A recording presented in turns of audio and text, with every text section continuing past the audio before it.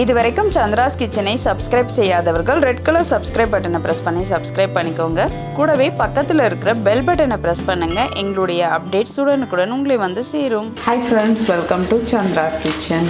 இன்னைக்கு நம்ம ஒரு சுவையான கோஸ் பொரியல் எப்படி செய்யறதுன்னு பார்க்கலாம். இந்த கோஸ் பொரியலுக்காக நான் ஒரு 2.5 ஸ்பூன் அளவுக்கு எண்ணெய் சேர்த்துக்கிறேன். எண்ணெய் கொஞ்சம் சூடாகட்டும். இப்போ எண்ணெய் சூடாகிடுச்சு, நம்ம கடுகு உளுந்து சேர்த்துடலாம். உளுத்தம்பருப்பு கொஞ்சம் சேர்த்துக்கலாம். கடலைப்பருப்பு ஒரு 1/4 ஸ்பூன் சேர்த்துக்கலாம். இப்போ கடுகு உளுந்தை நல்லா செவக்க வறுத்துக்கோங்க. ஒரு பச்சை மிளகாவை நறுக்கி வச்சுருக்கிறத சேர்த்துக்கலாம். ஒரு கொத்து கருவேப்பிலை சேர்த்துக்கலாம். சின்ன வெங்காயம் கொஞ்சம் சேர்த்துக்கலாம். அடுத்ததாக நம்ம கோஸ் வந்து ஒரு 150 கிராம் போல் சேர்த்துக்கலாம். சேர்த்துட்டு நல்லா இதை வதக்கிடுங்க.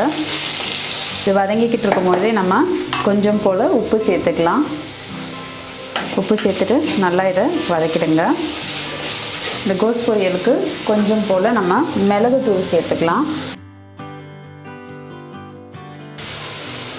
கோஸோடைய பச்சை வாசனை நல்லா போகிற அளவுக்கு இதை வதக்கிக்கோங்க.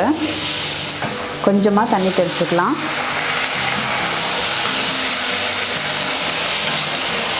இப்போ நம்மளுடைய கோஸ் பொரியல் நல்லா வதங்கிக்கிட்டு இருக்கு. இன்னும் ஒரு 2 நிமிஷம் போல் இதை வதக்கினோம்னா நம்மளுடைய கோஸ் பொரியல் ரெடி ஆகிடும். இப்போ நம்மளுடைய சுவையான கோஸ் பொரியல் சூப்பராக ரெடி ஆகிடுச்சு. நீங்களும் இந்த கோஸ் பொரியலை உங்கள் வீட்டில் ட்ரை பண்ணி பாருங்கள். ட்ரை பண்ணி பார்த்துட்டு உங்களுடைய ஃபீட்பேக்கையும் கமெண்ட்டையும் எங்களுக்கு சொல்லுங்கள். இதே மாதிரி இன்னும் நிறைய ரெசிபிஸ் உங்களுக்காக வந்துகிட்டே இருக்குது. இதுக்காக நீங்கள் செய்ய வேண்டியதெல்லாம் சந்திராஸ் கிச்சனுக்கு இது வரைக்கும் சப்ஸ்கிரைப் பண்ணனா சப்ஸ்கிரைப் பண்ணிவிடுங்க. பக்கத்தில் இருக்கிற பெல் பட்டனையும் ப்ரெஸ் பண்ணுங்கள். நான் இன்னொரு சுவாரஸ்யமான ரெசிபியோடு உங்களை சந்திக்கிறேன். நன்றி, வணக்கம்.